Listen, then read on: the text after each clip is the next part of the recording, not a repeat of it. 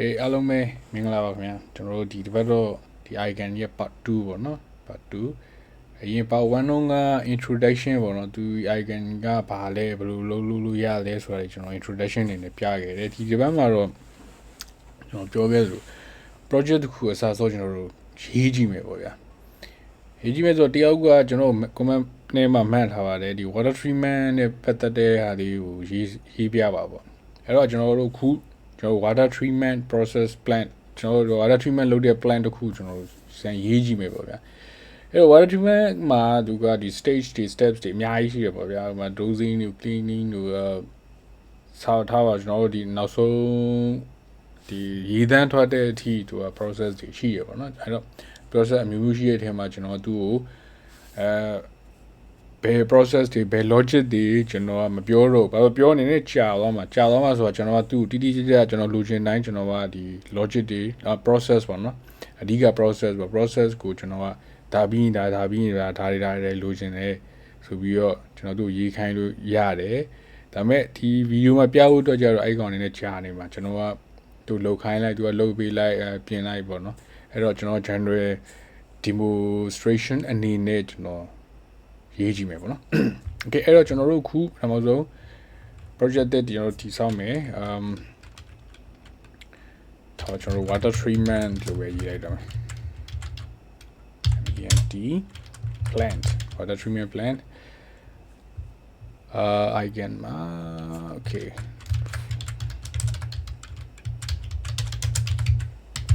ကျွန်တော်ဒီ project အသစ်ကျွန်တော်တည်ဆောက်လိုက်မယ် EIGEN icon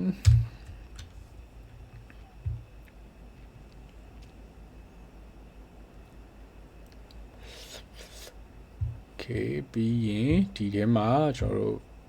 PLC စနော်အစဉ်ပြေတဲ့ PLC ကျွန်တော်တို့ထည့်လိုက်မယ်ဟို1500ထည့်ပေါ့နော်ကျွန်တော် anyway ဘယ်လိုပဲဖြစ်ကျွန်တော်က simulation နဲ့သွားမှာဆိုတော့ဘာမှမဖြစ်ဘူးကျွန်တော်အခု1200 G2 ထည့်မယ်မနော်ကျွန်တော် G2 ထည့်လိုက်တယ်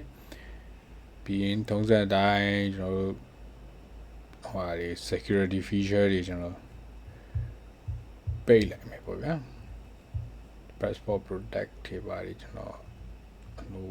ဒါကမလို့ဆိုတာကျွန်တော်ကဆမ်းမှာပေါ့နော်အပြင် on site ဆိုရင်တော့ဒါတွေကတော့ကျွန်တော်လိုတာပေါ့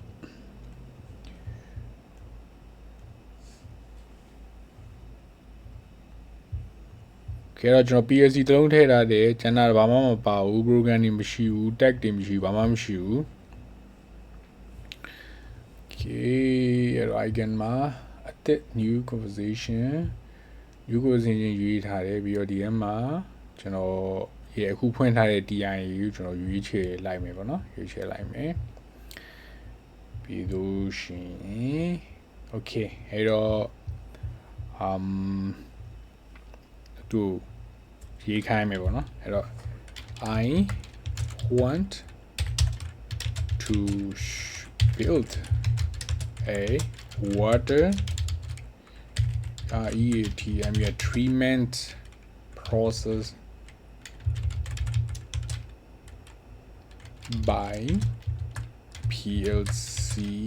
just for a EDUCA educational demo purpose အဲ့တော့အခုကတော့ education purpose အတွက်ကျွန်တော်က PLC နဲ့ဒီ water treatment process လောက်တာလေးကိုကျွန်တော် build လုပ်ချင်တယ်ပေါ့နော် I don't have a clear dedicated clear process or logic for this can you create or generate generate it for me အဲ့တော့ကျွန်တော်တို့ပြောလိုက်တယ် water treatment process အတွက် education purpose ပေါ့နော်ကျွန်တော်မှာ process ဒီ logic တွေတော့မရှိဘူးအဲ့တော့ကျွန်တော်ကို generate လုပ်ပေးလို့ရမလား အဲ့တော့သူအောက်မှာလုံနေတဲ့ဟာတွေပြပြရတယ်ပေါ့နော်အဲ့တော့သူဟိုရှာဖွေနေတယ်ဆိုတဲ့အကြောင်းပေါ့နော်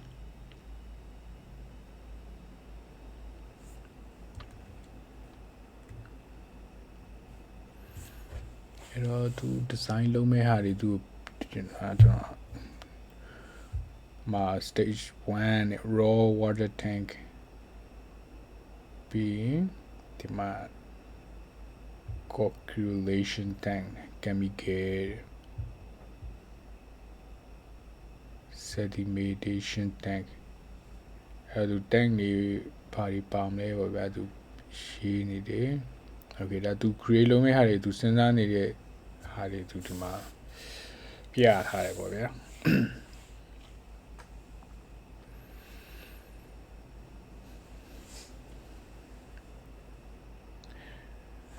အဲ့တော့သူ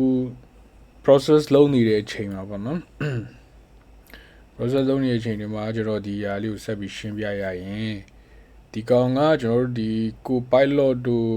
ဟိုဟာတို့နဲ့အတူတူပဲဟိုအဓိကက license ပေါ့နော် license ကတူပါတယ်သူကmonthly လာမလား yearly လာမလားကျွန်တော်မသိဘူးသူကလစဉ်ကြေးတာပေါ့နှစ်စဉ်ကြေးနဲ့သွားရတယ်ပေါ့နော်ဟို free version ရှိမရှိတော့ကျွန်တော်မပြောတတ်ဘူးဒါပေမဲ့တေချာတော့ license ကကျွန်တော်တို့တေချာတော့ yearly ဖြစ်လိမ့်မယ်ထင်တယ်နော်ကျွန်တော်လည်း license version ပဲရှိပါတယ်ခုလောလောဆယ်တော့ကျွန်တော်တို့ region နဲ့သွားမယ်ထင်တယ် region နဲ့သွားမယ်ထင်တယ်တော့မြန်မာနိုင်ငံမှာတော့ကျွန်တော်ဝယ်လို့မရဘူးထင်တယ်ဒါပေမဲ့ကျွန်တော်တိကျတော့မပြောတတ်ဘူး okay အဲ့တော့သူဒီမှာသွားနေပါနော်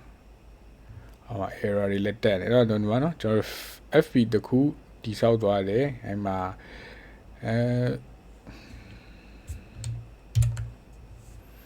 နော်ဒီ FP ရလည်းသူကသူ auto တိဆောက်သွားတယ်ဒီအောက်မှာ error တွေလက်တက်နေတယ်ဒီ error တွေလည်းသူက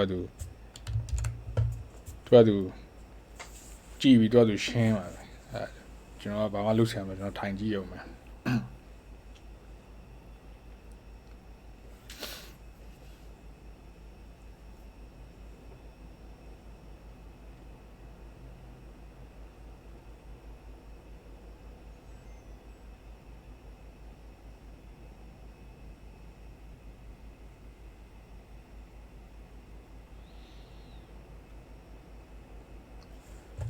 သူပြန်ပြောနေရပါတယ်ဒီမှာသူပြောရတယ်လည်းတဲ့ server issue ရှိနေတယ်တဲ့ line 4မှာတဲ့တော့ရိုးရိုးကျွန်တော်တို့လူစကားပြောဆိုပဲသူကပြန်ပြောပြတယ်သူလောက်ထားတယ်ဘယ်နေရာတော့မှားနေရပါတော့အဲ့တော့သူဘယ်ဟာလေးတွေဖြည့်ရှင်းလိုက်အောင်ပဲပေါ့သူကလာလေးတွေokay အဲ့တော့တက်နေတော့မယ်အဲ့တော့သူဆက်ပြီးတော့သူ run နေပါနော်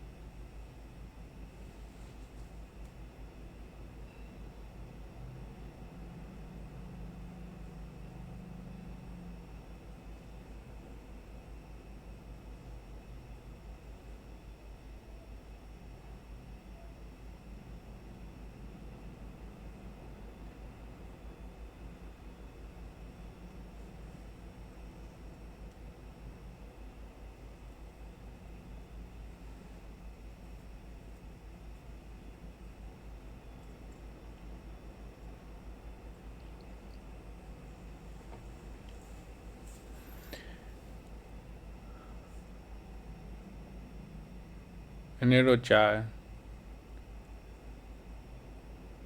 ဆို pro မှာလဲကျွန်တော်ဒီကြ ပြောထားလည်းမရှိတော့ဘူးပြီးတော့ကြာသွားတာပါဗျ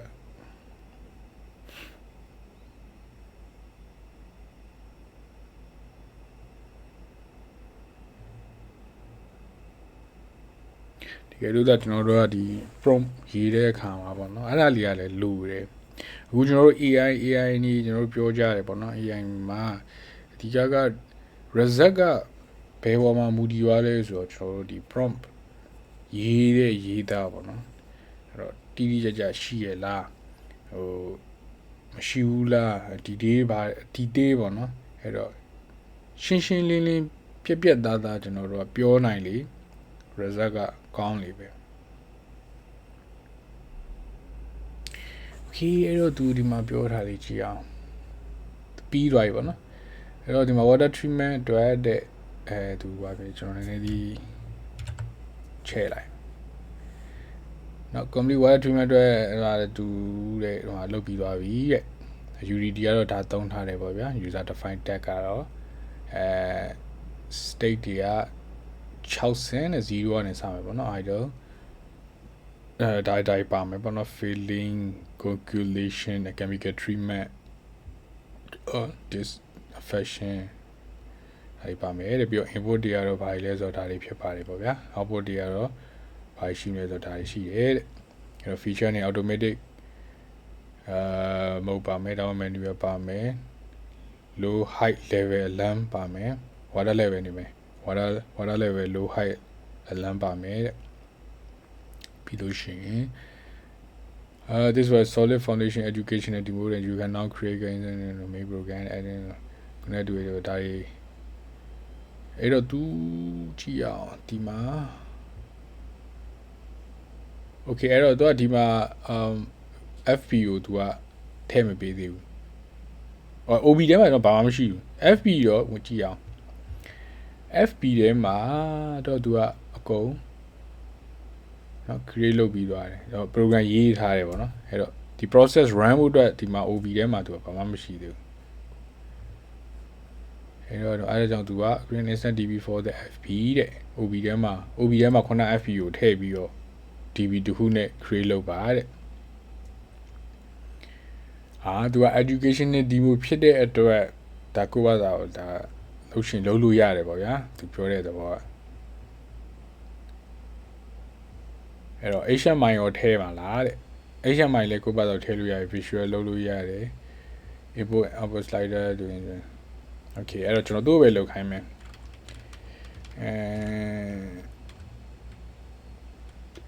HMI မှာထည့်ခိုင်းလိုက်မယ်ဗျာအဲ့တော့ပထမဦးဆုံးcan you create or can you call that fb in main ob1 and I want to add HMI unifying comfort panel ပေါ့နော်ခေါင်းရထည့်ခိုင်းလိုက်မယ်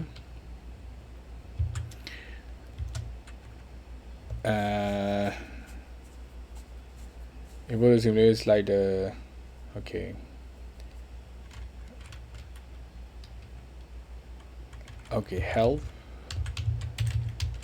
help me to create these now ob1 လောက်ခိုင်းမယ် HMI လောက်ခိုင်းမယ်ပေါ့ကြည့်အောင်သူဘာကြီးလောက်လာမလဲ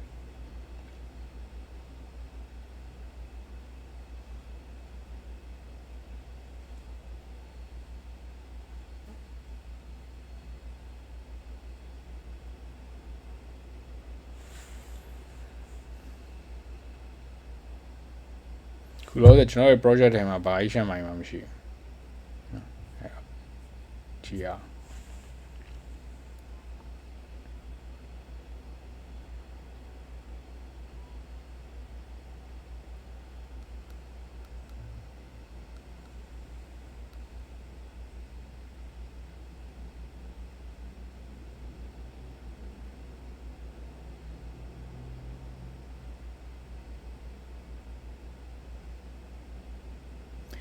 ကျွန်တော် Unify Comfort Band နဲ့ MTB 9ရလို့ရေးလိုက်ရမှာကျွန်တော် Unify Comfort Band တွေကိုအတူကောက်ကျွန်တော်ရေးလိုက်တော့သူကရှာမတွေ့ဘူးဖြစ်သွားလို့ခုတော့သူတွေ့သွားတယ်ပေါ့ဗျာ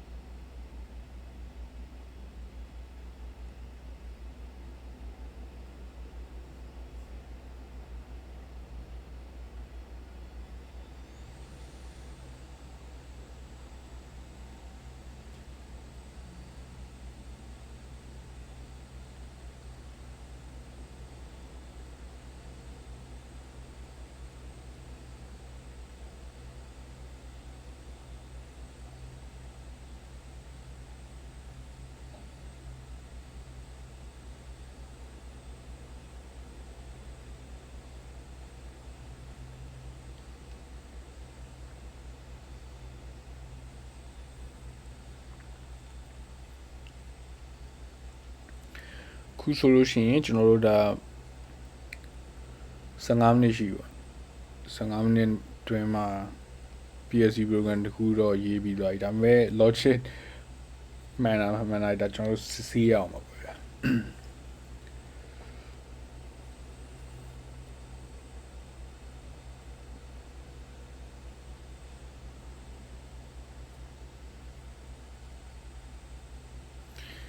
သူဘာလုပ်နေရဆိုတဲ့ဟာကိုလည်းကျွန်တော်ဒီကနေကြည့်လို့ရတယ်ဒီပေါင်းလေးကိုဖွင့်ပြီးတော့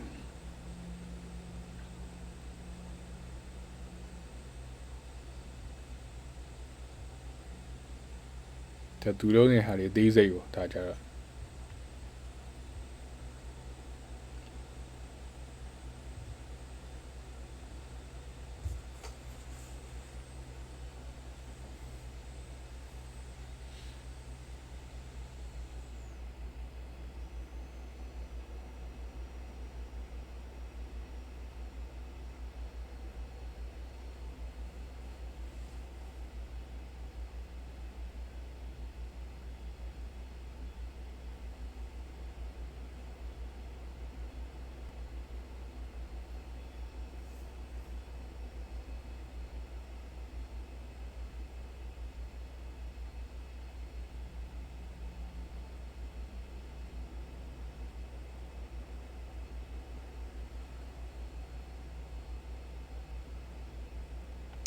နည်းနည်းလေးကြည့်ရတာနည်းနည်းပြင်းနေမယ်ထင်တယ်တော့ဗီဒီယိုလေးကိုနည်းနည်းလေး YouTube မှာဆိုရင်တော့နည်းနည်းလေးကြော်ကြည့်ပေးပေါ့နော်ဒီဘိုင်းလေးကိုကျွန်တော်ကဘာမှဒါ edit လုပ်ထားတာတွေဘာတွေကျွန်တော်မရှိဘူးကျွန်တော်ဒါပြီးလို့ရှိရင် direct ဒီအခုရိုက်ထားတဲ့ record အတိုင်းပဲကျွန်တော်တင်ပါဆိုတော့ edit လုပ်နိုင်တော့ပိုကောင်းတော့ဗျာဒီနေရာလေးကိုကျွန်တော်နည်းနည်းလေးမြန်လိုက်လို့ရတယ်မြန်လိုက်တော့အချိန်ပိုပြီး save ဖြစ်မှာပေါ့ဒါပေမဲ့ reality ကတော့အပြင်ကတော့ဒီတိုင်းကတော့ထိုင်ဆောင်နေရပါဗျာဆိုတော့စောင့်နေတဲ့ကျွန်တော်ကိုလှုပ်ရှားရှာတခုကျွန်တော်လုံနေလို့ရတာပေါ့ဒီဟာလေးခိုင်းထားပြီးတော့အခုကြီးနေရလူတွေနည်းပြင်းနေတယ်ဆိုလို့ရှိရင်နည်းနည်းလေးကြော်ပေးပါဒီနေရာလေးတွေကိုနည်းနည်းရစ်ကြည့်ပေးပါ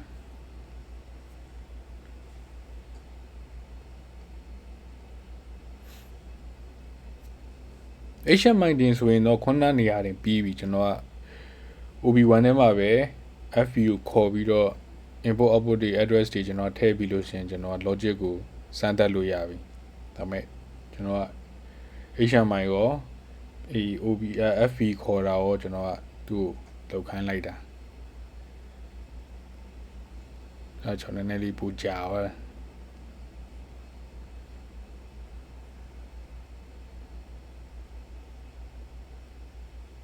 result ကတော့ HMI မှာဘာတွေထွက်လာမလဲတော့မသိဘူးကြည့်ရအောင်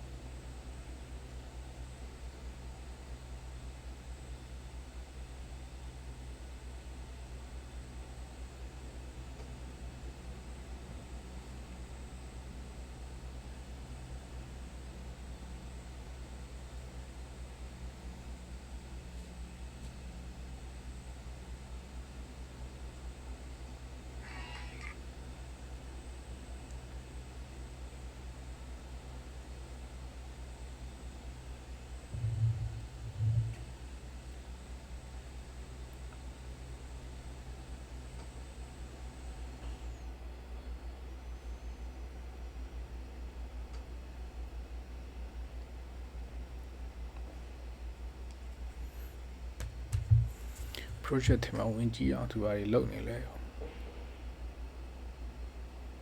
မင်းတို့ဒီမှာတော့ခေါ်ပြီးတော့တယ်ဟာခေါ်သေးပဲခေါ်သေးပဲ DB ပေါ်လာ HMI မှာရော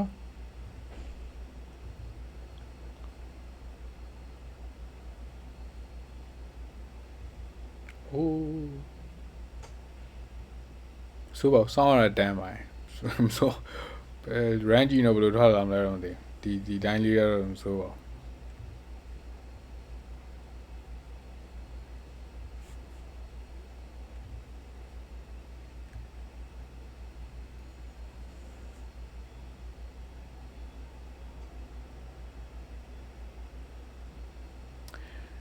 okay ပြီးတော့ဒီဘာချန်ဒီလဲဆိုတော့တဲ့ PSC program ကို OBI နဲ့မှာ IPO ခေါ်ပြီးတော့ menu edit call instance okay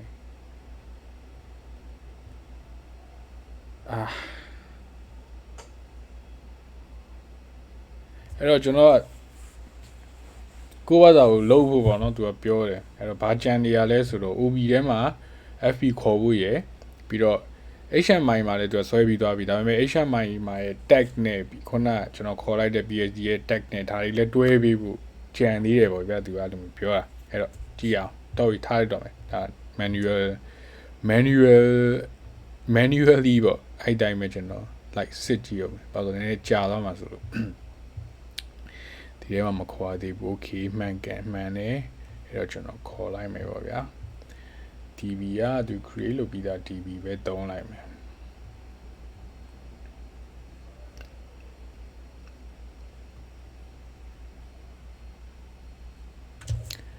ကဲအဲ့တော့ဒီမှာခေါ်လိုက်တယ် stat store ဘာညာကျွန်တော်ကဒီ input တွေမရှိ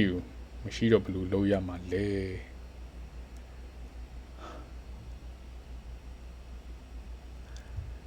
အဲ့တော့ကျွန်တော်ကဒီ sensor တွေမရှိဘူးဗျာမရှိတော့နေခိုင်းတာ save project လုပ်လာအောင်သူ့ကိုပဲခိုင်းရမှာပဲ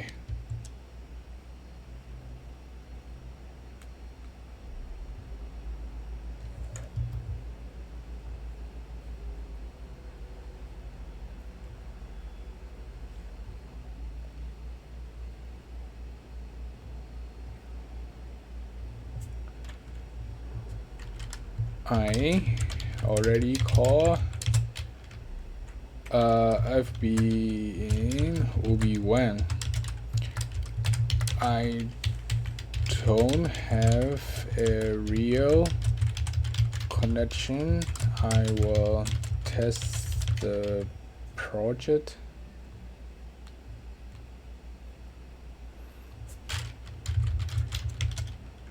by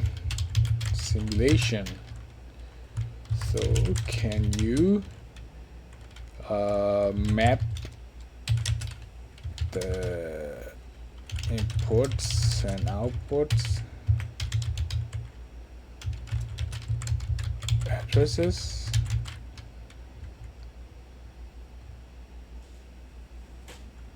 in OB1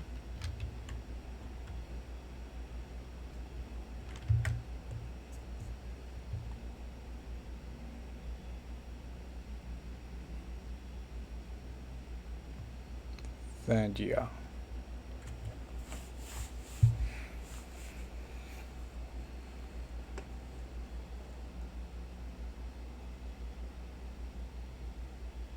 ကျွန်တော်မှဒီ sensor တွေဒီ cloud ထားပါတော့ stop cloud ပဲ address တွေเนาะ address တွေပါတော့ကျွန်တော်ဒါတွေကျွန်တော်ကရှိရဲဆိုရင်တော့ကျွန်တော်ဒီမှာတခါတည်းဖြည့်ပြီးဆိုင်အောင်ဒါပေမဲ့ကျွန်တော်မှအဲ့ဒါတွေမရှိတော့ကျွန်တော်သူ့ကိုပဲmapping လုပ်ခိုင်းလိုက်မယ်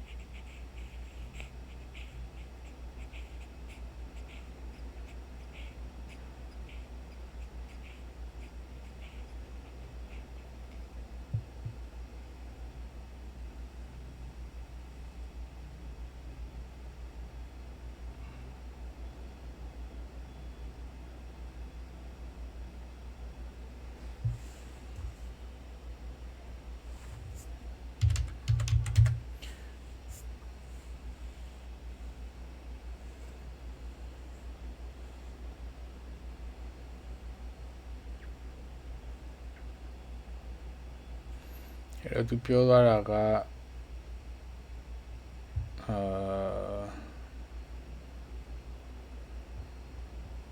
ဒီအဒီ mapping အတွက်ပေါ့ဗျာဒီ address တွေ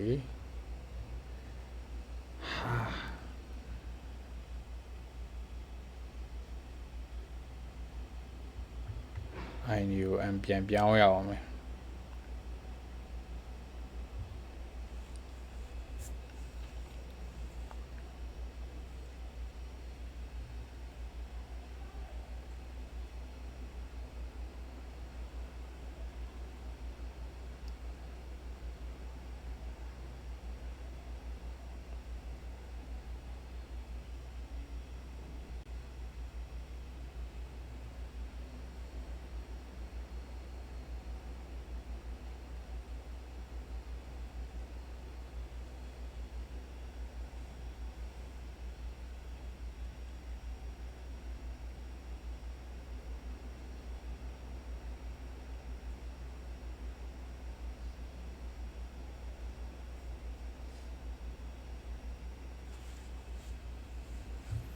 ခုကတော့ထည့်လိုက်တော့ပုံမြင်မလားမသိဘူး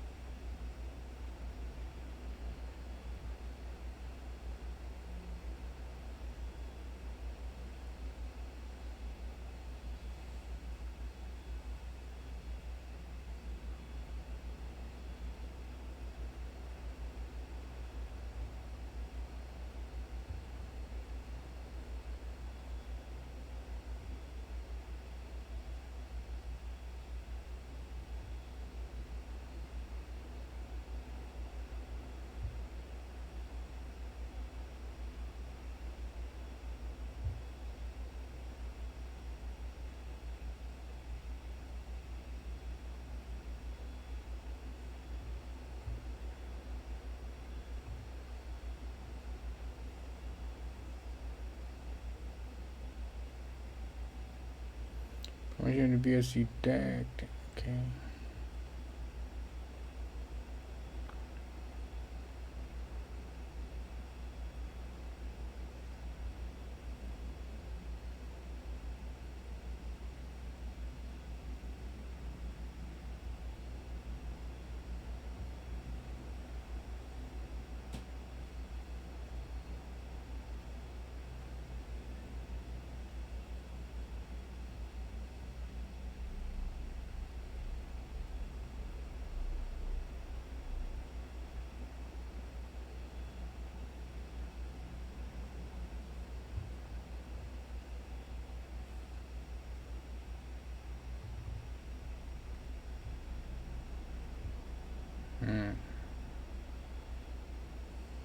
Address တွေတော့တွဲပြီးသွားပြီကျွန်တော်ဒါကြီးစမ်းဖို့လိုရအောင်ကျွန်တော်ဒါလေးပြင်လာအောင်မယ်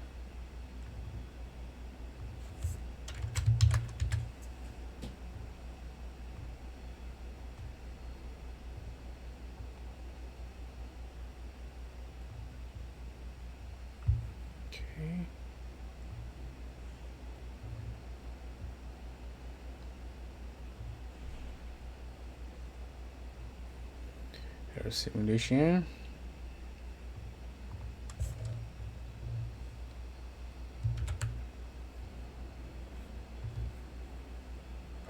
simulation အများကြီးပဲလား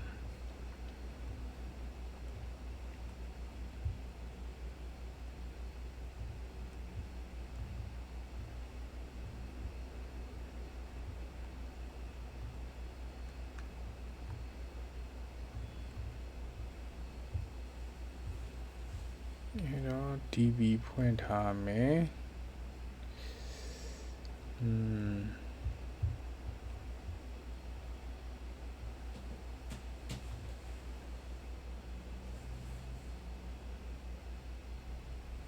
ကျွန် နော်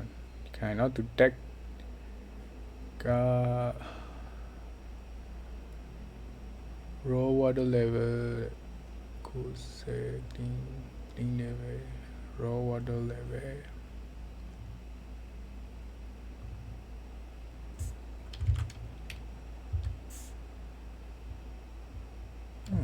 modify လုပ်လို့မရဘယ်လိုဆိုင်ရမလဲ start လုပ်လိုက်ရင်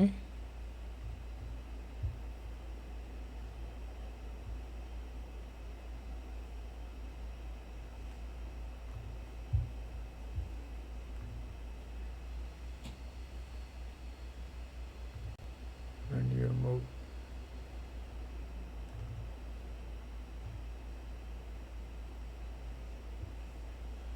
sorry ကျွန်တော်ဒီအနေနဲ့လုပ်လို့မရအောင်ကျွန်တော်ဒီမှာထည့်တာဆိုတော့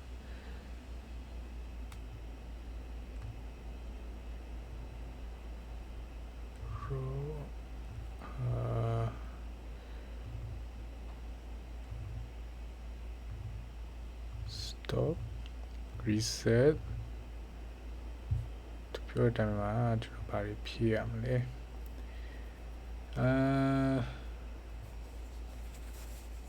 raw water 90 clean level 0 raw water level 90သူပြောလို့ကျွန်တော် wash table တခုခေါ်လိုက်တာပိုကောင်းပါတယ် input ဒီမှာ start ရှိမယ် stop ရှိမယ် reset ရှိမယ် mode ရှိမယ်ပြီးရင် raw water level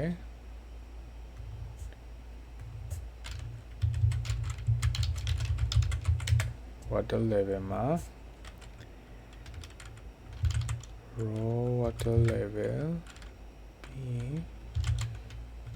clean water level clean level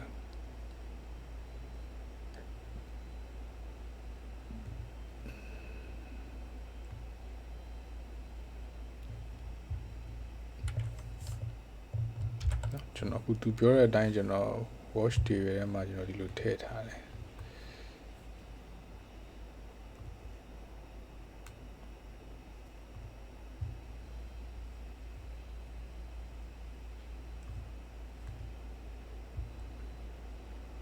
okay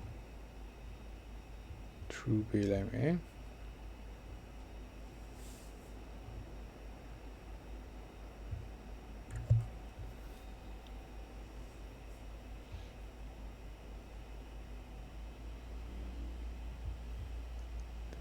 filler time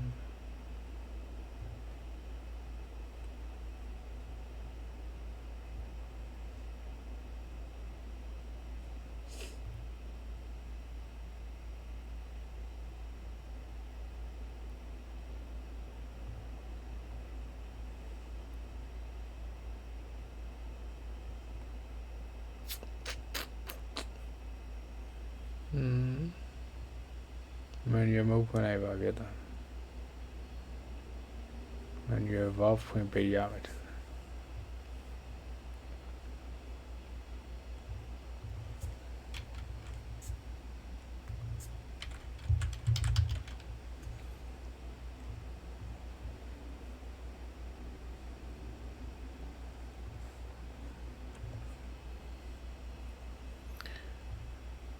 တော့ manual ဖွင့်ပေးကရ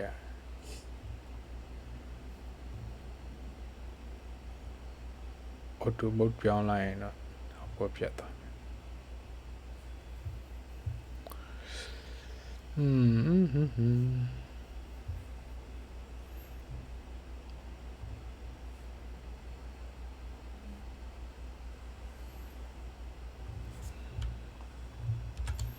အဲ့ဒီတော့ process ကတော့ကျွန်တော်ဒီမှာစိတ်ရအောင်ပါပေါ့ဗျာလောလောဆယ်တော့ဆိုပြောမှာပဲဒါပေမဲ့အခုကကျွန်တော်ပွင့်နေပြောကျွန်တော်မှတီးတီးကြကြဒီ logic မရှိဘူးဖြစ်နေ standard လိုက်ရှိရရင်ကျွန်တော်ဘာဖြစ်စီခြင်းမန်ကိုကိုမသိဘူးဖြစ်နေအခုလောလောဆယ်ပြောမယ်ဆိုရင်တော့ AI ကိုပဲခေါင်းစားခိုင်းကြည့်ရမယ် I can now there is no output when I make a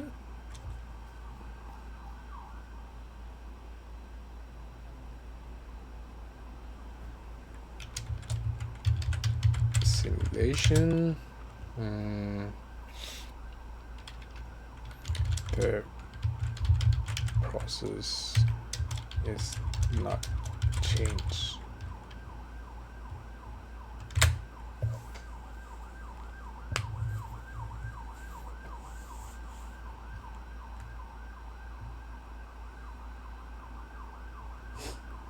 status feeling တွေပါလေမလုပ်ထင်နော် hot feeling တို့ပါလို့ဒါလည်းမရှိကျွန်တော်ထင်တယ်ဒီရတဲ့ level တွေချိန်အောင်ပဲထင်တယ်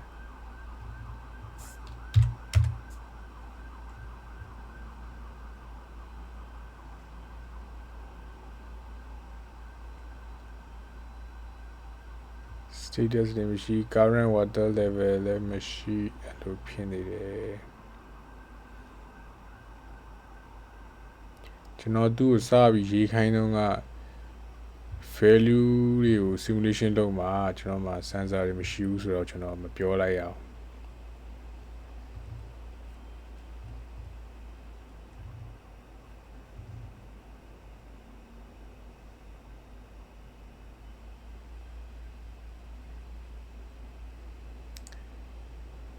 clean level ဒီပါလို့ဟ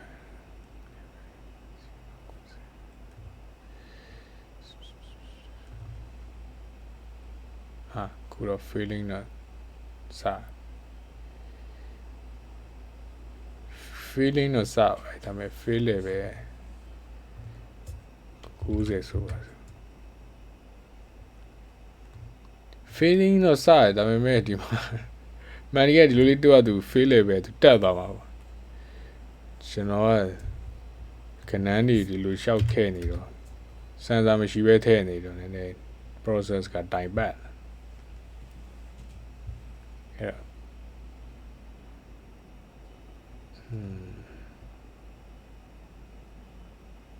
off ကပိတ်သွားပြီ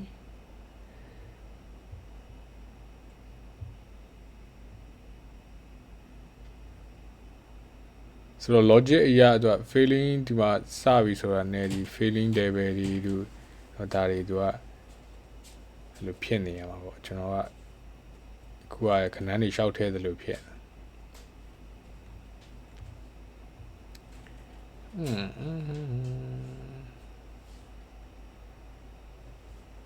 okay ဆိုတော့ကျွန်တော်သူ့ကို update လုပ်ခိုင်းမယ်ဒါမင်းကသူ modify လုပ်ပေးမယ်ပေါ့ဗျာ simulation လုပ်တာကောင်းတယ်ပေါ့ကောင်းမှုကျွန်တော် simulation လုပ်လို့ကောင်းအောင်သူ modify လုပ်ပေးမယ်ပေါ့What about the okay it is offline now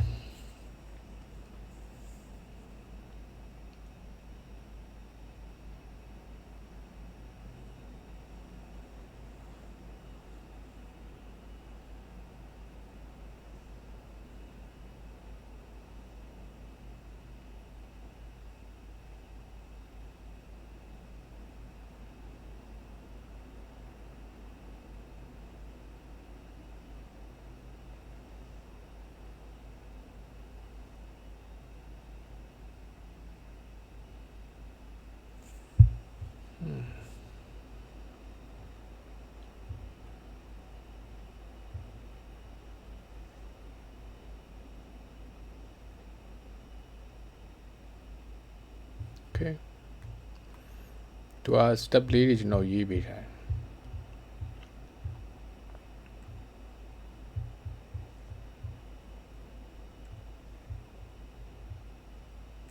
အဲ့တော့သူပြောတဲ့ time watch တွေပဲမှာကျွန်တော်ဘာဖြည့်ရမလဲ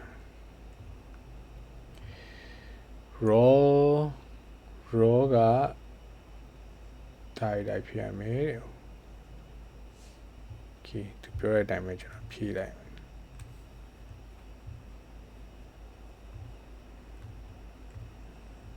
water level မှာ raw cock level clean level set level fit level disinfect level clean level ပြီးလို့ရှိရင် input တွေကဒါထည့်ပြီးပြီ okay သူပြောတဲ့အတိုင်းကျွန်တော်က raw water က90ရှိရမယ်တဲ့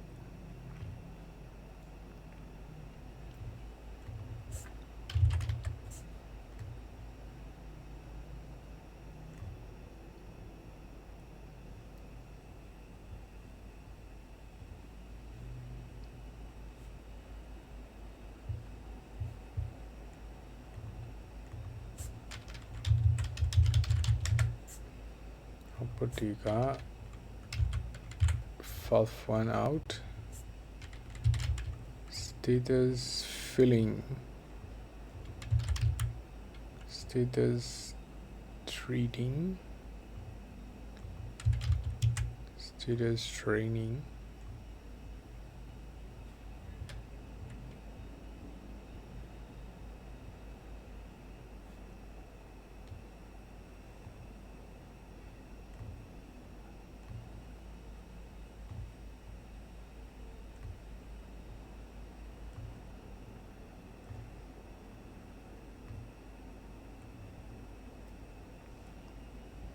ပြောတဲ့အတိုင်းဒီမှာဒီကောင်ကဘာလို့ပါလဲ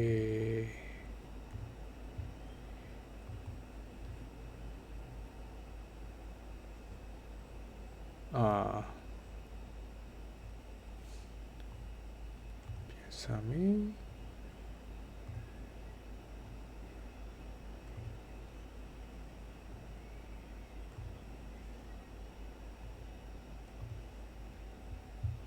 okay အဲ့တော့ process ပြန်စမယ်ပေါ့နော်အခုဒီမှာ90အဲ့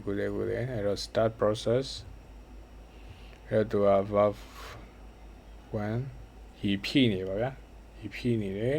filling လုပ်နေတယ် valve 1ပွင့်နေတယ်ပြီးရနေသူက30 second filling လုပ်မယ်ပေါ့နော်ပြီးလို့ရှိရင်ဒူchemical ဟိုလောက်တာတွေက10 minute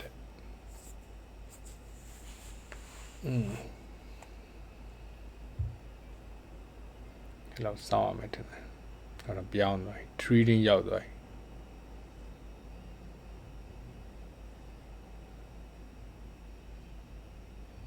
နော်ဒီမှာတွေ့ရလားမသိဘူးစာကျင်တော့ filling ဖြည့်တယ်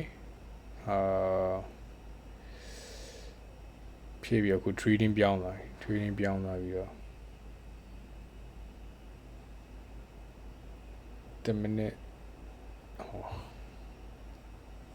training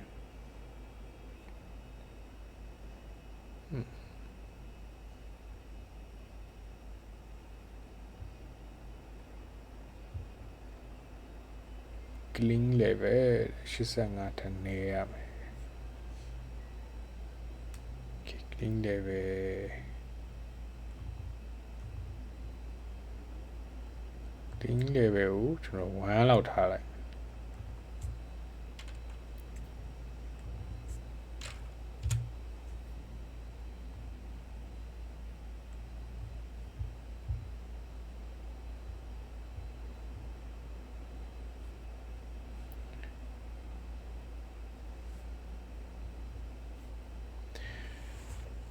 okay တော့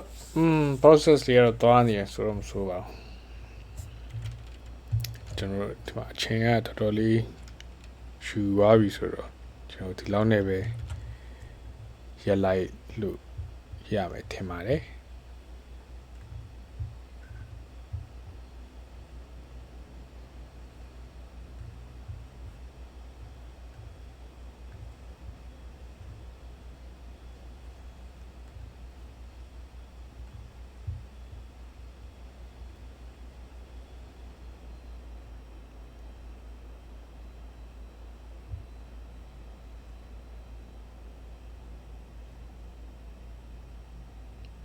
ဒီမှာသူက failing time ငါသွားနေတော့မယ်ဒီမှာ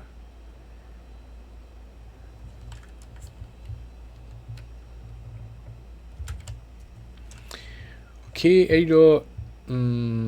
ဒီနေ့တော့ဒီလောက်ပါပဲဘာလို့ဆိုတော့နည်းနည်း in detail ကျွန်တော်တို့ပြန်logic လေးစစ်မယ်ဆိုလို့ရှိရင်နည်းနည်းနောက်ထပ်15မိနစ်နိုင်ဝက်လောက်တော့ယူမယ်ထင်တယ်ပြီးလို့ရှိရင်ကျွန်တော်ကဒီ HMI ပေါ့နော်သူရေးပေးတဲ့ HMI နဲ့ကျွန်တော်ကဒီ fail tag တွေကျွန်တော်တွဲပေးရအောင်မယ်